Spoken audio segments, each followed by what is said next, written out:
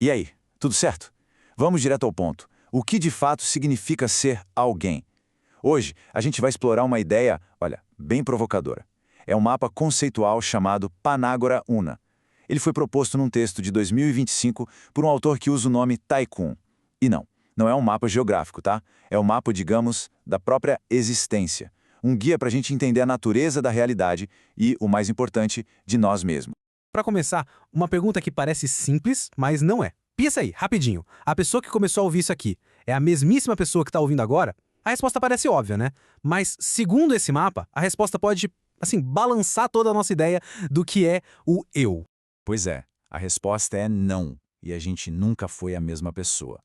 Essa é a ideia central, a grande virada de chave da Panágora Una. A noção de que a nossa identidade, aquele eu que a gente sente como algo fixo, contínuo, na verdade é uma ilusão. Uma ilusão super convincente, claro, mas ainda assim uma ilusão.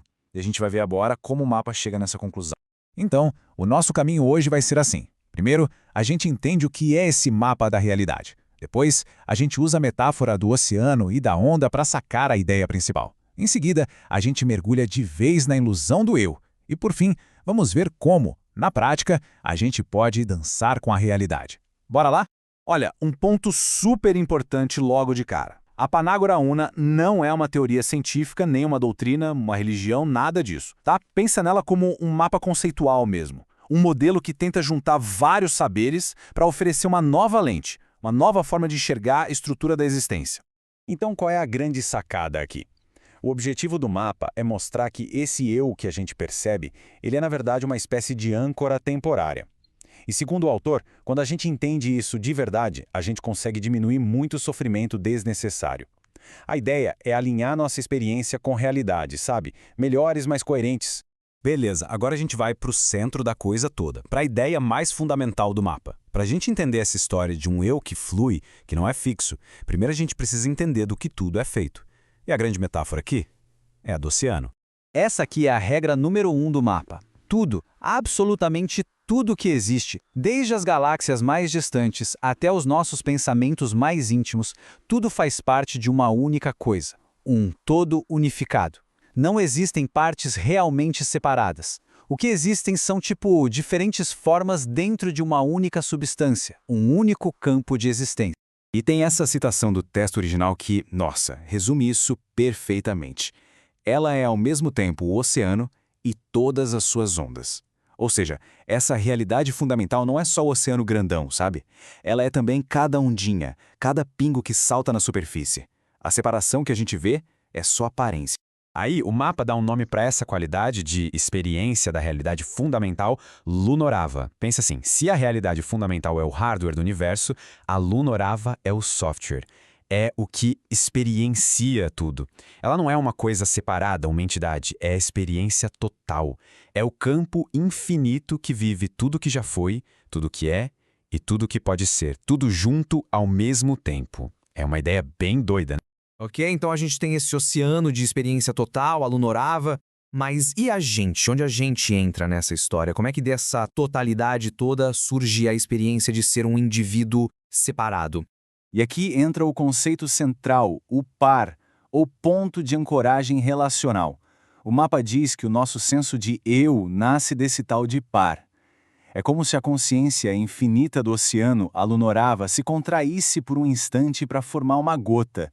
E é através dessa gotinha que ela tem uma experiência localizada, finita. Só que o mais legal, o ponto que muda tudo, é que esse par não é fixo, de jeito nenhum. Ele está se movendo o tempo todo, a cada milissegundo. Um pensamento novo, uma sensação diferente. Pronto, a âncora já se moveu. Isso significa que a versão da gente de um momento atrás já se foi, substituída por uma nova ancoragem. Como o próprio texto diz, nunca somos a mesma pessoa duas vezes. E aí fica claro o contraste, né? A gente costuma viver com a sensação de que somos uma coisa só, contínua. Tipo uma linha reta que vai do dia que a gente nasce até o dia que a gente morre. O que a Panágora Una propõe é que, na verdade, a gente é mais como uma série de pontinhos, um fluxo de âncoras que só parece ser uma linha contínua.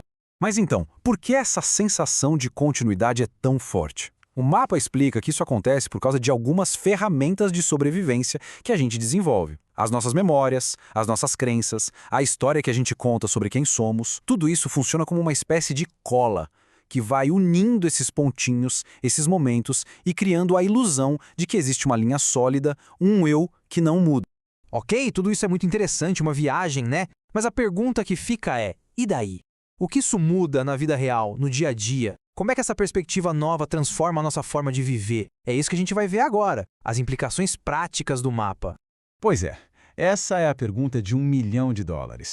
Se a gente não é uma estátua parada, mas sim um rio que não para de correr, o que isso muda em relação aos medos que a gente sente?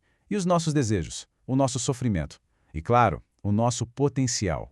Segundo o texto, a aplicação mais direta tem a ver com a origem do sofrimento. A dor, muitas vezes, vem de um apego rígido a uma versão de nós mesmos. Sabe, se agarrar à identidade de vítima depois de uma briga ou insistir numa carreira que já perdeu sentido, é basicamente tentar parar o rio. Por outro lado, quando a gente permite que essa âncora, o par, flua de forma consciente, a experiência fica mais suave. A gente se alinha com realidades melhores. E olha que ideia poderosa essa aqui. Os nossos maiores sonhos, eles não são coisas que a gente precisa criar do nada, do zero. Eles já existem. Pensa neles como se fossem redes de Wi-Fi disponíveis no campo total da Lunorava. O nosso trabalho não é criar a rede, mas permitir que a nossa âncora, o par, flua e se sintonize na frequência certa para se conectar com aquela realidade. E já chegando no final, o próprio texto faz questão de lembrar uma coisa importante. A Panágora Una não se diz a verdade absoluta. É um mapa. Só um mapa. Um dedo apontando para a Lua.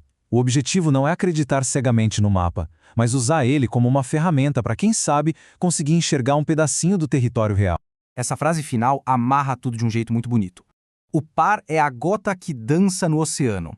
Não há separação. Quer dizer, a gente não é uma gota perdida tentando voltar para o oceano. A gente é o oceano vivendo a experiência de ser, por um instante, uma gotinha que dança. A grande ilusão é justamente essa, a de que existe separação.